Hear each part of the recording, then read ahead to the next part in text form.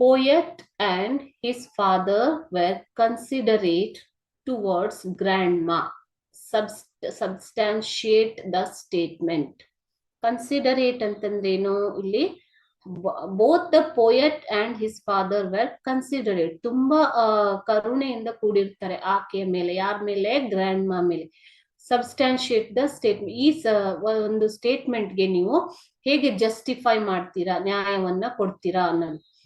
The poet and his father were considerate towards grandma. ಅವರ ಹೇಳಿದ್ದನ್ನ consider ಮಾಡಿದ್ರು, grandma ಹೇಳಿರೋದ್ನ. They fulfilled her wish by building a house on treetop with windows and a door. ನೋಡಿ, ಇಲ್ಲಿ ತಾಯಿಯ ಆಸೆಯಂತೆ poet ಮತ್ತೆ ಅವರ ತಂದೆ ಏನ್ ಮಾಡಿದ್ರು? ಗ್ರ್ಯಾಂಡ್ ಮಾ ಅವರ ಆಸೆಯಂತೆ they built a house on tree top with windows and door. ಕಿಟಕಿ ಮತ್ತು ಬಾಗಿಲುಗಳು ಇರುವಂತಹ ಒಂದು ಸುಂದರವಾದ ಮನೆಯನ್ನ ಬಿಲ್ಡ್ ಮಾಡಿ ಕೊಡ್ತಾರೆ. My dad knew his duties. He said, that's all right. You will have what you want, dear.